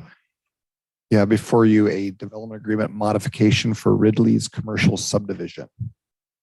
Modification to the existing development agreement for Ridley's commercial subdivision. The applicant is requesting approval from the council for specific commercial land uses that are proposed in the commercial development in and around the Ridley's market area. The property is located at 145 South Plummer Way. The applicant has requested a development agreement modification to include requesting approval from the council of specific commercial land uses that are proposed to be in the commercial development and are conditional uses in the CBD. Those specifically is to pre-approved drive-through establishments, drive-through service windows. Staff is recommending, staff is supportive of this request, but is recommending a condition that only proposed drive-throughs along State Street be approved as principal permitted uses, and that any establishment that is adjacent to existing residential uses to the south be required to submit a conditional use permit for review and approval by council. That will certify that we're looking at those existing residential uses when we approve those uses through an additional process. All the submittal requirements, including legal notices and site postings, have been met. You do have a late exhibit letter in front of you. Again, staff is recommending approval. Okay. We have the applicant there, Mr. Ridley. Come up and state your name and address, please, for the record. Mark Ridley, 2913 South Waterbury Place, Boise, Idaho. Okay, go ahead, sir. I'm just here to apologize because I'm not here talking about the city's first inn or any cool cars. So I'm sorry. I'm just thankful it's not a car wash. All right. Yeah. Well, I've learned my lesson. No, I think it's just in line with, like I said, it had been the plan from the beginning, I think in line with what our commercial development is. More of an oversight for us to not have included this in our agreement. I guess the only clarification I'd be looking for is, as we talk about the adjacencies to the residential, all of our lots touch residential. I mean, the intent is we currently have buildings that are already proposed for these. And hopefully they meet the city's, I guess, intent with those. They're all going to line State Street is the intent for all the commercial development. Okay. Any questions of applicant? Mayor Chair. Councilman Nielsen? So as we can see in this, the image that's up now, all of the lots do in fact touch residential. And so this entitlement that you're seeking obviously would go with the lots. I'm curious, I guess for you, Sean, how did you envision we could craft something? Mr. Mayor and Mr. Ridley and his group has actually submitted plans for 2 uses, I believe, on these properties. And I have actually not looked at them yet, but my thought process was this lot right here, for example, and any uses that are facing or adjacent to State Street, as opposed to locating those uses back here on the south side of the lots. So however you want to craft that, and maybe that is taken care of with your site plans that you've submitted. Again, I haven't looked at them because I think they just came in yesterday. That was my rationale for that recommended condition, is allow them if they're fronting on State Street, but keep them as a conditional use permit if they're going to be back against the residents, so we can address buffering, noise, lights, things like that. So we are anticipating that in these lots that there would be more than one use constructed within the lot, so that there could be something built up along State Street and also something built back toward the residences. The current plan wouldn't do that, but I would tell you we would be in agreement with that sentiment. In the current plans we have in front of the city, the drive-throughs, there's 2 drive-throughs in the current plans. They both sit right along State Street. So I would agree with, if we ever, for whatever reason, came back and proposed something that was up against a residential, that would be a different approval process, whatever that would look like. That answer your question, Councilman Nielsen? Yes, it does. Thank you. Any further questions of the applicant? Mayor Chadwick. Councilwoman? So the lot that's on the northeast side, what am I missing? That one's not touching residential, No. is it? No. Okay. All right. So, okay. Well, I guess in theory, it's the right across that road is residential. Katie. Oh, across Plummer? But it's not shown in the picture. Well, on the other side, Heron River, on the other side, Plummer. Oh, okay. Yeah. There aren't homes, but it's owned by the HOA and zoned residential. It doesn't directly touch the lot on the residential side. Yeah. I think staff's really looking at these 2 lots right here, because this lot's, I believe, completely developed out. Correct, Mark? That's right. And then again, this one wouldn't be an issue. So it's really these 2 lots. And again, if the uses were located here rather than up front, or if you get more than one use. So we can say in our condition that the drive-through location has to be like in the north half of the lot. Okay. That We can, seems we like can, that. Yeah, yeah. I think Okay. if you be specific on that, we can make that a condition or write that in the condition. And then a CUP on the south.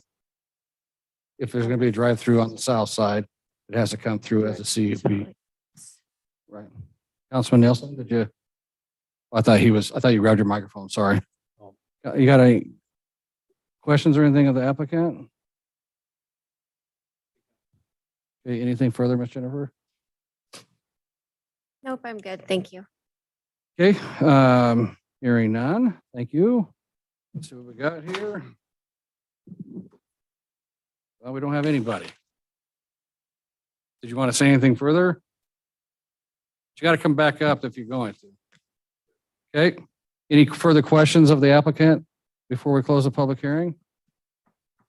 Mayor Chadwick. Councilman Nielsen? Maybe more so a question of staff. I mean, you know, we had a similar request come through the property surrounding the Albertsons grocery store. I think one of the differences between what we have before us tonight and Albertsons is we had during the main hearing for that property, the council had agreed to these type of conditions for drive-throughs. It didn't make it into the ordinance for that application, and so they came back requesting that we honor, you know, the intent of the hearing, which we did. You know, part of what we talked about then, and I think is still important for us here tonight, is recognizing that there are code requiring conditional use permits for things like this is there for a reason. So and that reason is so that we can address concerns and things that pop up.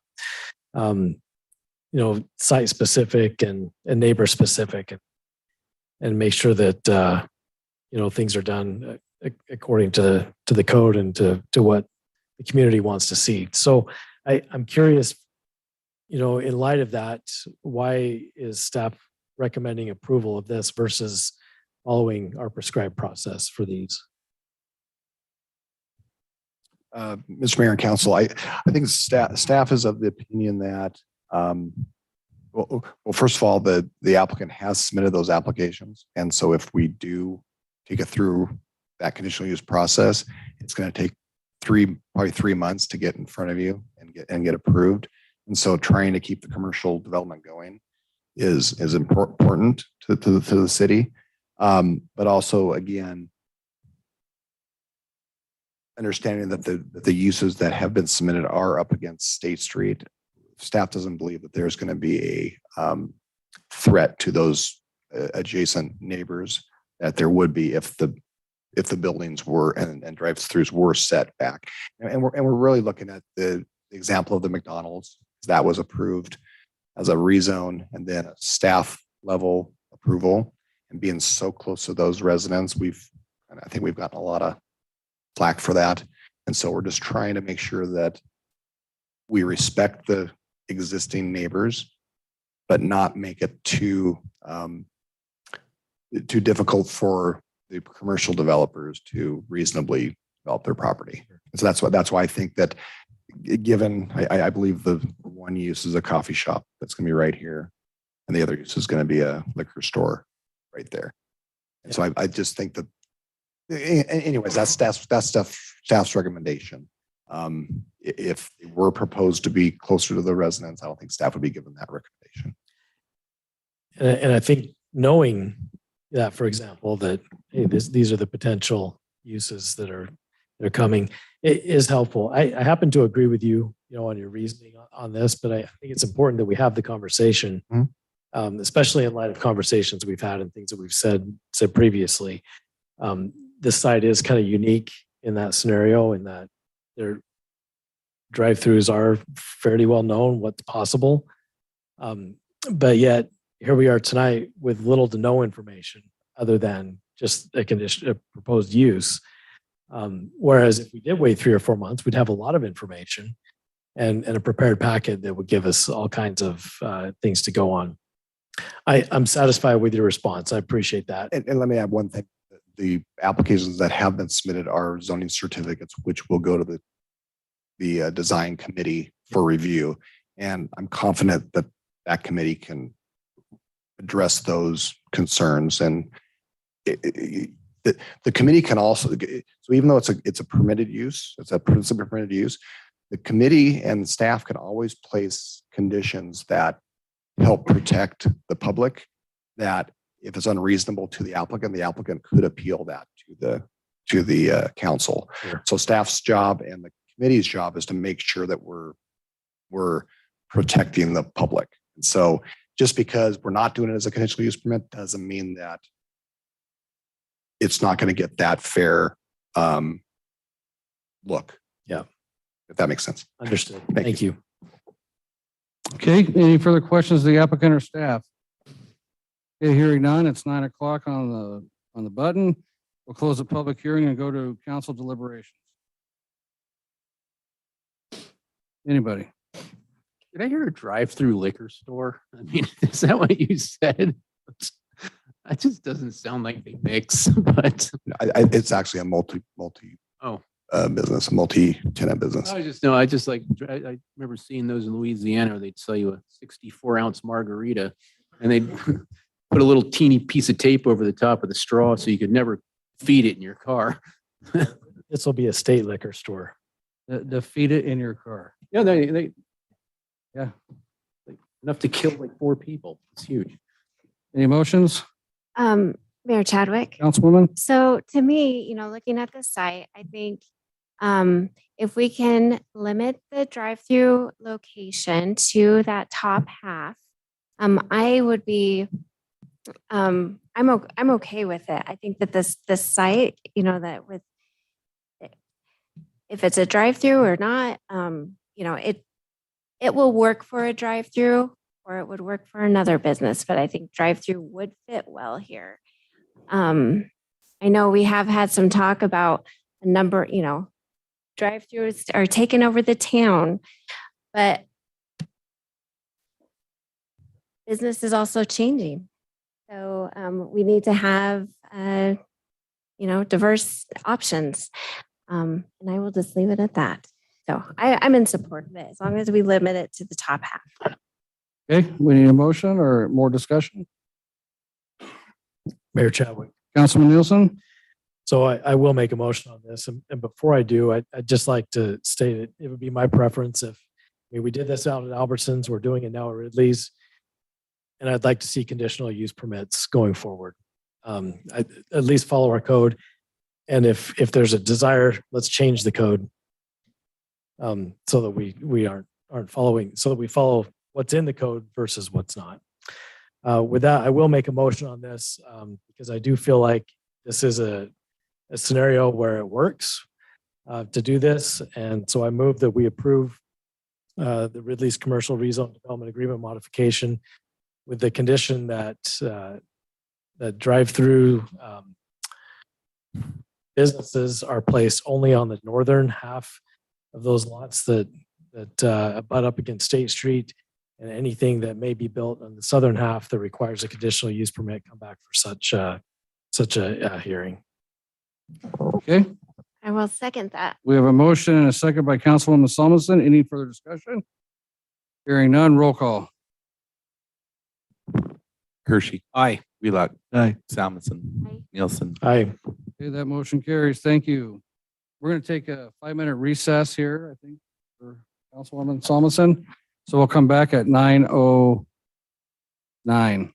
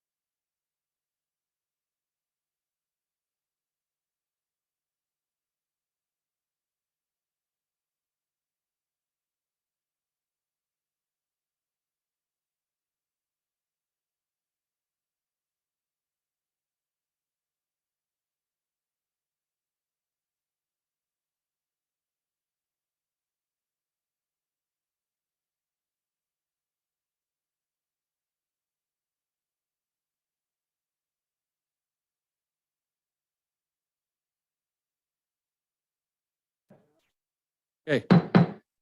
It's 9:09. We're going to continue the public hearing. We're going to move on to item 7A, the administrative ordinance beer, wine, and liquor by the drink amendment. We're going to have our clerk of the week, Jacob, present this today. Okay, so what this does is this allows those renewals for the beer, wine, liquor licenses to be done administratively instead of bringing them here before you guys every single time. If I do deny one, they do have a right to come here and ask you under the current ordinance as well. Anybody that's new, I'm going to bring them to you as well and make you approve them. So if a new business comes in and says, hey, want to sell beer and wine or liquor, you have to do that approval, initial approval. It streamlines the process. Did you say you're going to make us approve them? No, they will come before you for approval or denial. I got it. Will this diminish the teeth of the city in any way for those that you're having challenges with? No, because I'm meaner than you. So he can deny it based if there's challenges. If the applicant wants to appeal that denial, then it would come to the council to either confirm the denial that he gave or have us override his denial. Does that make sense? Yeah. Yeah. Is that right? Yep. Yep. Mayor Chadwick, Councilman Nielsen. I move that we approve TBD 2023 administrative ordinance beer, wine, and liquor by the drink amendment. I second that. We have a motion and a second by Councilman Hershey. Any further discussion? Aye. Hearing none, roll call. That was to move to introduce the ordinance, right? So do we, It's a we need to resolution. introduce it and submit and suspend the So let me amend this. Wait, do we need to suspend the rules? Yeah, we Yep. do. So I move to introduce ordinance TBD 2023 and administrative ordinance beer, wine, and liquor by the drink amendment and move that it be approved. We need to do that little card with the suspending the three. Yeah, I'm you really can't, messing you have this to have two motions, right? One to amend the rules and waive, or excuse me, introduce the motion and waive the rules. And then once you've read it, once by title only, then you can Thank approve you it. for this reminder. Yes. I've only been at this 7 years. That was my instructions were for Councilmember Wheelock's benefit. Okay, third time's the charm. Let's start over. Mayor Chadwick, I move to introduce ordinance TBD 2023 administrative ordinance beer, wine, and liquor by the drink amendment. And that pursuant to Idaho Code Section 50-902, the rule requiring an ordinance to be read on 3 different days with one reading to be in full be dispensed with, and that ordinance TBD-2023 be considered after reading once by title only.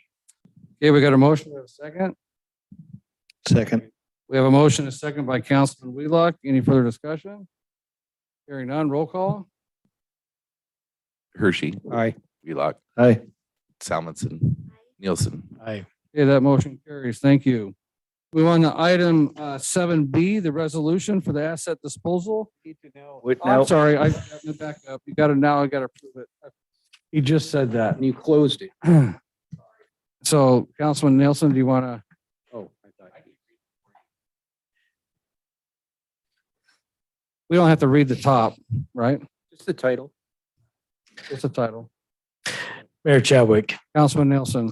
I move that we approve TBD-2023 and ordinance amending Title II, Chapter 2, defining purpose, creating Section 2-2A-4, Section D, and 2-2B-3, Section D, creating for severability and providing for an effective date. We have a motion. Do we have a second? Second. We have a motion and a second by Councilman Hershey. Any further discussion? Hearing none, roll call. Hershey. Aye. Wheelock. Aye. Salmonson. Nielsen. Aye. Yeah, that motion carries. Now I can move on to item 7B. The resolution for the asset disposal, and we'll have clerk again talk about this real quick.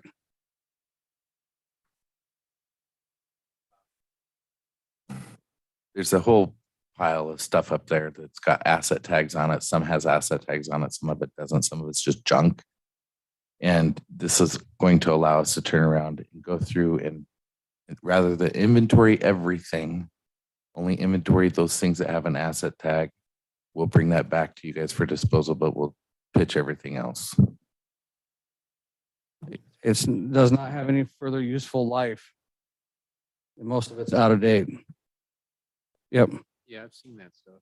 Any questions of staff? Mr. Mayor, Councilman Wheelock. I'll make a motion that we approve resolution TBD 023 asset disposal. A resolution setting disposal of certain assets previously described. All right, we have a motion. Do we have a second? Second that. We have a motion and a second. Any further discussion? Hearing none, roll call. Hershey. Aye. Wheelock. Aye. Salmon. Nielsen. Okay, that motion carries. Thank you. You'll clear out that clerk's office pretty good with some of that. Okay, item 7C, the resolution for the PAB, the Parks, Art and Beautification Committee mission statement revision. Do you want to talk about it, Ms. Jennifer? Sure.